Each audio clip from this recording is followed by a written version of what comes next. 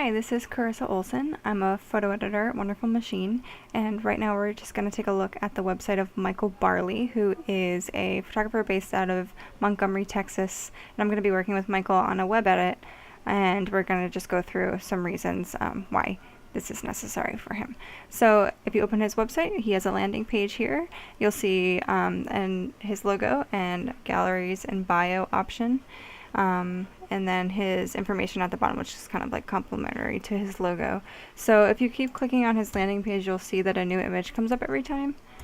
And he shoots a lot of different things and in a lot of different styles. So having this seems a little bit random, but you can either click on the image or galleries and bio. So let's just go with galleries. So right away there's a little bit of a confusion when you first land on his site.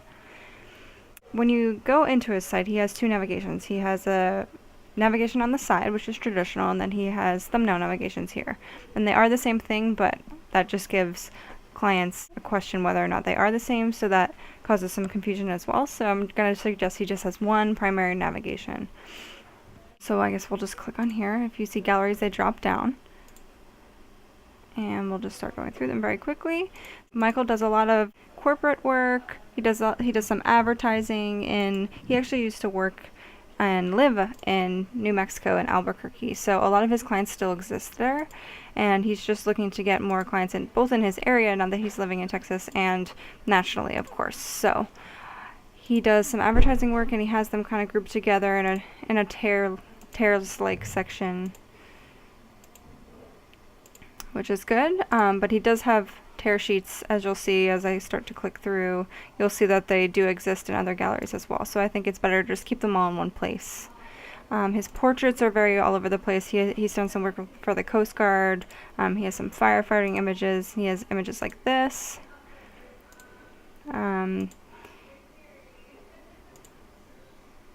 So you'll see that he just has a various collection of work that doesn't really work too well together, and he does have a bunch of different ratios and image sizes going on as well, which just makes it look very inconsistent. His presentation of the actual galleries aren't very efficient, so I'm going to suggest that he goes back, and for all the images that we select, he resizes all of them and makes them all as consistent as possible size-wise. Michael shoots a lot for independent schools, and this is education is an area that he definitely wants to continue in and keep receiving bigger and better clients. So we're going to work on polishing up his independent schools gallery, just emphasizing the best work that he's done here. There's some repeating images. I know this was in portraits, so it seems like everything's just kind of thrown in here all together. And just very quickly, he has some healthcare. This is what I was talking about with the tear sheets, that they exist in other areas as well, so we're going to want to separate them. And his healthcare stuff is very solid, but there's definitely some weaker images in here, ones that don't really match up as well with the rest.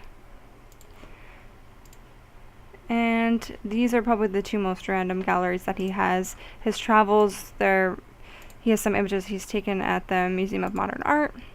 And he has these captions that it's specifying he took them with a point-and-shoot camera, which isn't really necessary to tell people. So this is probably all material he's shot just on personal trips or whatever it may be. So a lot of it is very inconsistent and doesn't work well together or do anything. It doesn't add anything to his site. So I think the majority of this can probably just be taken off completely. Although I love to see personal work on photographers' sites. If it's not adding anything to the site or complementing his work, I don't think it's worth it to have on there. And it doesn't seem like there's any sense of direction in these galleries. And then he just has a handful of still life work, which I think is only from one project. So that might be worth removing from his site altogether as well. If you click on his bio page, he doesn't have an image of himself. So I think that this could be spiced up a little bit. In the corner here, he doesn't have a contact page, but he does have his contact information present at all times. It is very small, so I think it would probably make more sense for him to have a contact section of his site where information is more prominent. And the confusing part about his site is that he has a home page up here, and then when you click on it, it goes back to that landing page, which doesn't it just backtracks, and it's just going to move people away from the images. So that doesn't really make sense to me. I'm going to see if all around he can maybe get a new template. He can kind of keep the simplicity he has going on, and make his branding a little bit larger. It's getting lost right now. There's just all of this unused real estate right here that could be utilized by his beautiful images. So I'm going to start looking through the images that Michael sent over to me, and hopefully we can clean up his look here and just get him in better shape. Right now everything is just seems like it's thrown together, and he's a great photographer, and that's not doing anything for his brand, and I think it's going to be best for him if he just stays as organized as possible, and hopefully you will stick around to see what we come up with. Alrighty, here we are with Michael's new website. He wound up jumping on Squarespace and cleaning up his template a bit, and got rid of that landing page that kind of repeated images, and it was a bit confusing with a bunch of different menus, so now it just goes straight to the first image of his first gallery. He has his logo up here and then his menus, so we're just going to click through them very quickly. Education is primarily what he wants to focus on, getting more clients for these private institutions, and he has a very good portfolio for this, and I definitely think it's his strongest gallery.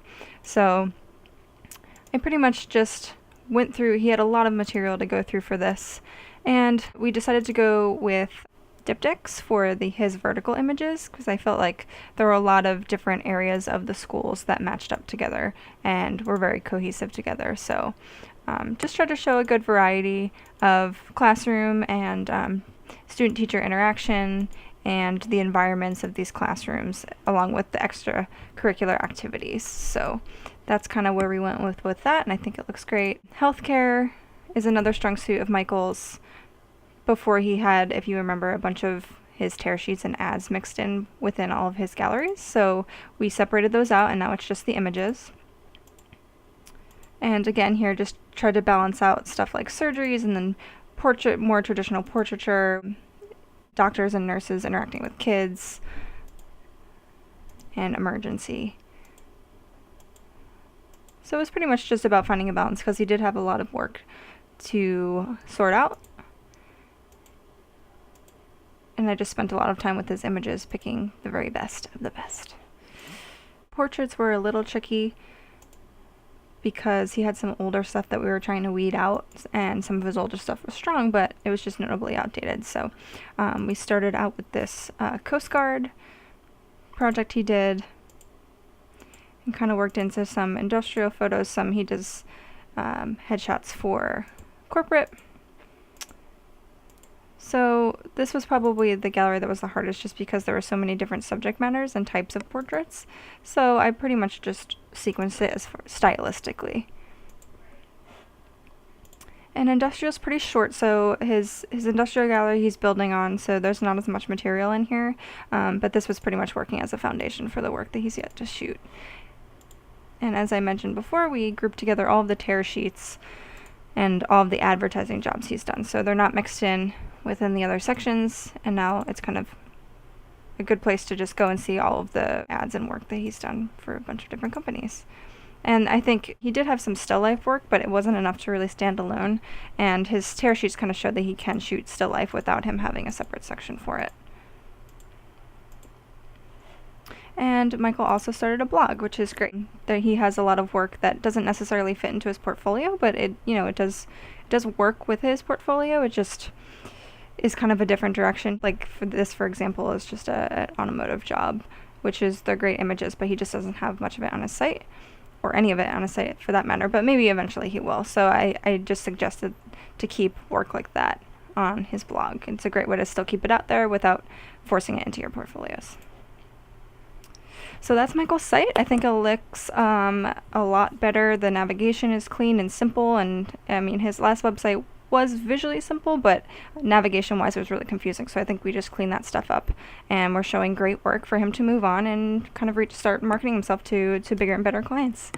So if anyone is interested in working with us on consulting services, whether it be photo editing, design, production, estimating, publicity, whatever your needs may be, you can go to our consulting page on wonderfulmachine.com and check out what we have to offer, and we'd be happy to work with you.